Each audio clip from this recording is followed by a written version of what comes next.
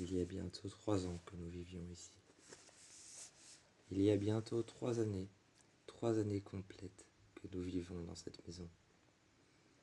Un soir, alors que j'éteignais toutes les lumières, dans le salon, près du fauteuil, un ancien fauteuil en cuir noir, dont le bord du fauteuil était complètement déchiré. La mousse ressortait. Les coussins étaient usés. Ce fauteuil était dans un coin, près d'une lampe, une grande lampe en bois, avec un abat-jour en tissu usé, tout comme le fauteuil. Cet abat-jour était jaune foncé, d'une couleur enivrante, dont la couleur était un peu déteinte. J'ai regardé les rideaux blancs, des rideaux blancs opaques, un peu transparents. Dehors, quand j'ai ouvert les rideaux, 3 personnes me regardaient. Elles portaient sur leur dos un vêtement noir qui cachait leur visage. Je ne pouvais pas voir leur visage, si ce n'est que je pouvais repérer les femmes des hommes. Les femmes avaient de longs cheveux noirs que je pouvais apercevoir se dresser sur leurs épaules. Ils avaient tous une crosse en bois avec un animal totem. Ils avaient tous un animal totem sur leur crosse en bois. Cet animal totem, c'était un squelette. Le squelette d'un cerf, le squelette d'une biche, le squelette d'un raton laveur. Peu importe, je les voyais, là dehors, me regarder. Il y avait cette femme avec de longs cheveux noirs qui me regardait. Je n'apercevais pas son visage, mais je voyais son animal totem. C'était un élan. J'apercevais les cornes tourner tout autour de son bâton.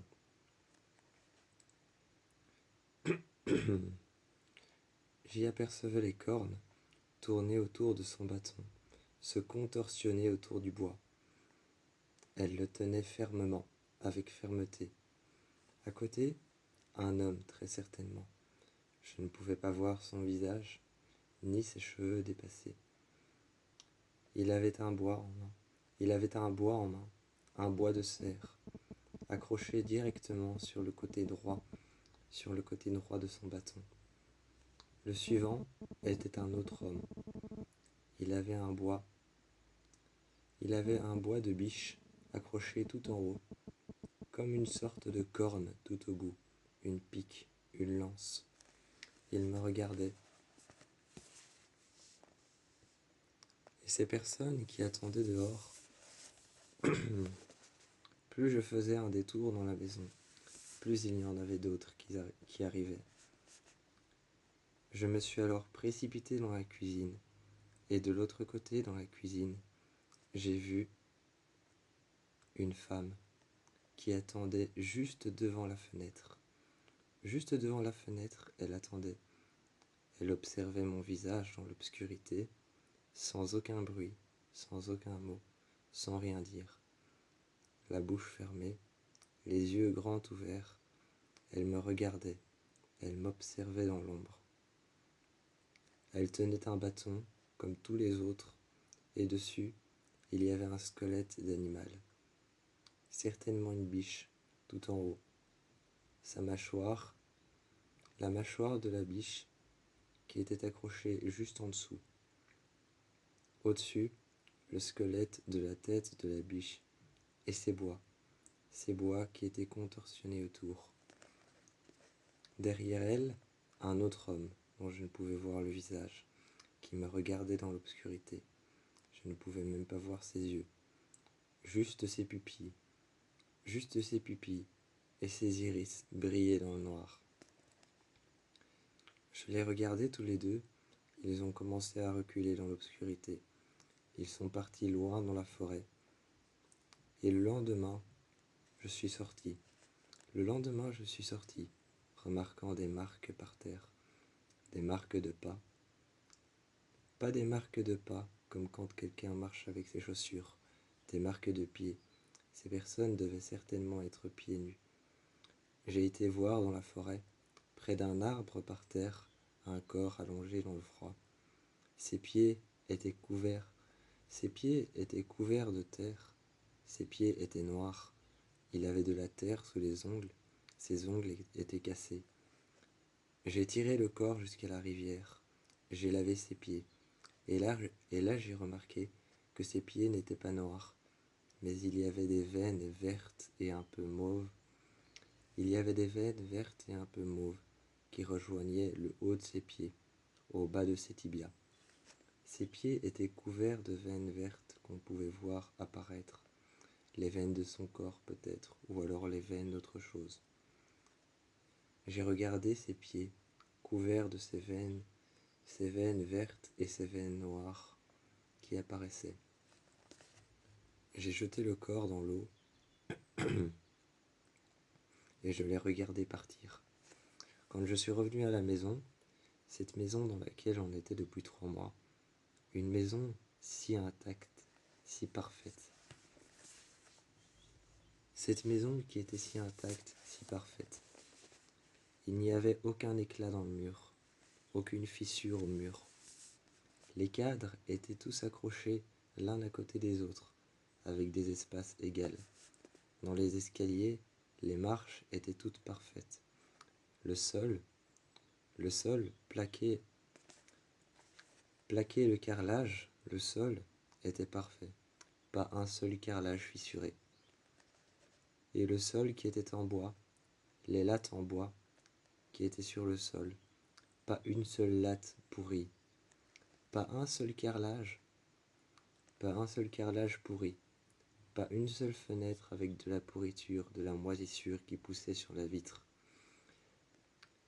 J'ai regardé toutes les fenêtres en guillotine. Pas une seule fenêtre couverte de moisissure, pas un seul sol cassé, pas une seule latte brisée, rien. Jusqu'au soir où dans un couloir, quand je me suis levé la nuit, j'ai aperçu une tache de moisissure. Elle était énorme. Il coulait de l'eau de cette tache de moisissure par terre, et je l'ai regardée, je l'ai observée, attentivement, pendant des heures. Je suis monté au 2e étage parce que cette tache était au plafond. Je suis monté au 2e étage quand au 2e étage j'ai marché, et mon pied a transpercé le sol. Les lattes se sont fissurées, se sont cassées sous mes pieds.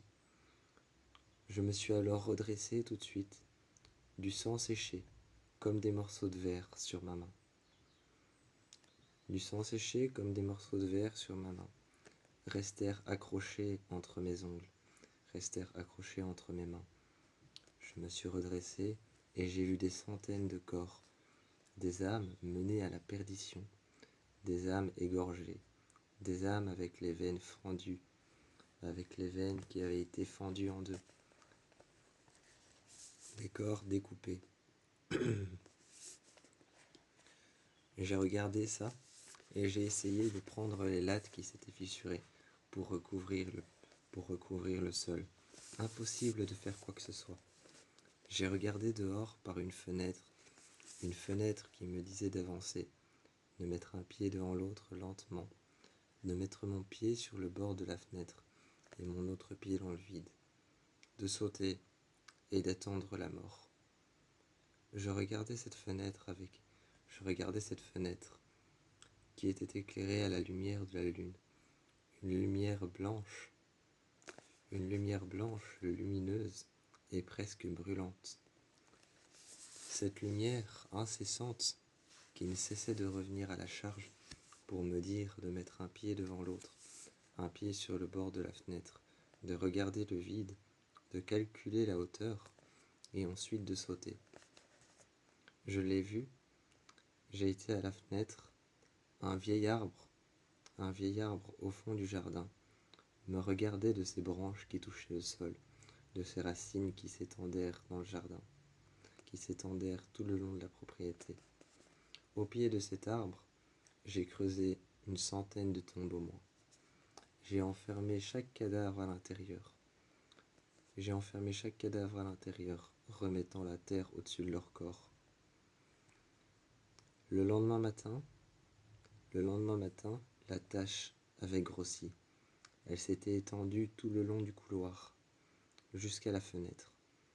Je suis alors monté au 3e étage de la maison. Là, j'ai aperçu, couché par terre, un corps avec une crosse en main. Une crosse en bois, un bâton, comme portaient les personnes qui étaient dehors. Ce corps était caché et mutilé. Je ne pouvais pas apercevoir son visage, ni même la forme de ses mains. Je ne pouvais pas apercevoir la forme de ses mains. Était-elle fermée? Était-elle grande ouverte? Est-ce que ses doigts et ses mains étaient contractés? Est-ce que ses bras étaient le long de son corps? Impossible de remarquer quoi que ce soit. Elle était mutilée, à ne même plus pouvoir la reconnaître sous forme humaine. Elle était brûlée, découpée. Elle était brûlée, découpée, acérée, mutilée. J'ai ouvert ce que je pensais être sa bouche, et quand j'ai regardé à l'intérieur, j'ai vu une mâchoire fendue en deux. À l'intérieur, j'ai remarqué un bout de chair. Je l'ai prise en main. C'était sa langue, coupée en deux aussi. Sa mâchoire au-dessus était fendue en deux d'une fissure. Sa mâchoire en dessous était fendue en deux complètement, en deux parties égales. Ses dents avaient été enlevées, mises dans un sac qu'on avait posé soigneusement dans sa bouche. Je me demandais ce que je pouvais faire, et j'ai continué. J'ai continué à essayer de découvrir cette maison. Ce soir-là, je suis monté au grenier, plein d'affaires dans une malle. Qu'est-ce que j'allais découvrir encore comme secret? Des testaments, des vieilles photos, des albums photos. Peu importe ce que je découvrais, ça reparlait toujours de ce défunt membre de la famille qui est mort. Pourquoi a-t-on gardé son secret? Pourquoi a-t-on gardé son identité? Je ne savais pas encore. Je ne savais pas encore pourquoi est-ce qu'on avait gardé son identité secrète. Je voulais tant aller à la morgue et voir son corps étendu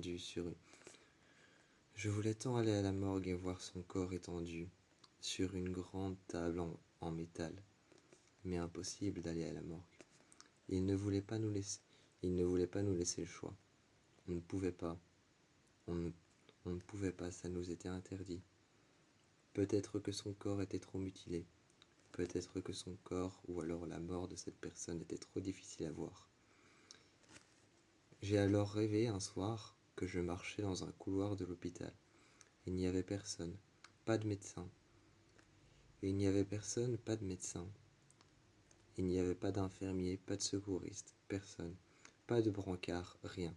Juste un couloir d'hôpital. La seule chose que j'entendais, c'était les plaintes des patients qui appelaient au secours. Les patients sous respiration. J'entendais leur respiration forte, leurs poumons se gonflaient d'air, sous respiration artificielle. J'entendais la machine de respiration artificielle. J'entendais des bébés dans des couveuses pleurer, et chaque porte de chaque chambre était ouverte avec le numéro à côté, avec une lumière qui clignotait, pour dire que le patient à l'intérieur appelait, et appelait encore et encore. Je les regardais, et tout au bout, la table de métal, son corps dans un linceul, m'a regardé et m'a saisi le bras. Ses yeux étaient blancs et se sont retournés vers l'arrière. J'ai remarqué des veines rouges apparaître sur le blanc de ses yeux, et il m'a regardé et a commencé à sourire, assis sur le bord de la table. J'ai couru le plus loin possible, et je me suis réveillé ce soir-là, dans mon lit.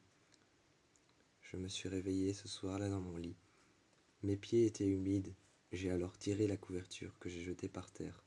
Du sang coulait au bord de mon lit, tout au fond de mon lit, au bord de mon lit du sang coulait.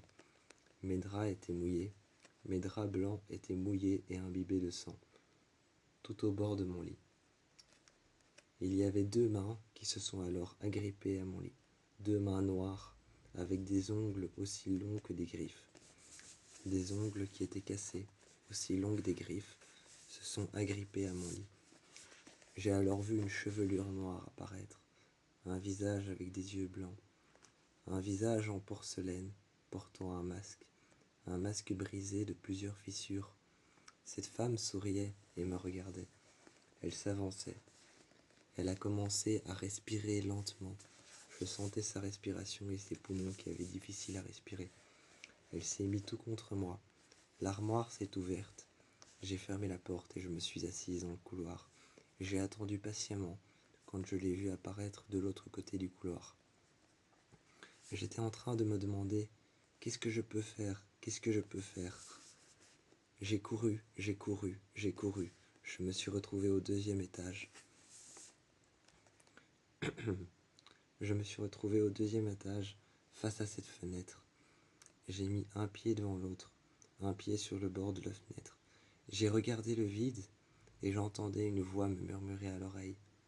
Saute, saute tant qu'il en est encore temps. J'ai alors sauté et je me suis réveillé encore une fois dans mon lit.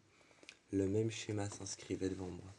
Courir, partir, fuir, s'en aller.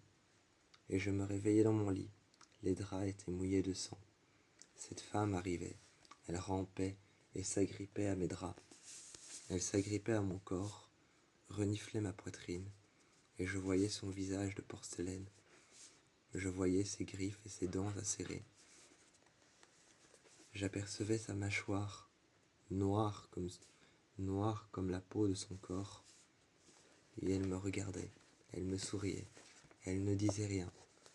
Elle s'est assise un moment par terre, et elle n'a plus rien fait. Elle a juste parlé, mais son langage était indescriptible. Ses lèvres bougeaient, mais quand je la regardais, aucun mot n'en sortait. Je l'ai vue s'éloigner, partir. La porte s'est fermée, et je me suis dit que c'était sûrement le dernier fantôme que je verrais.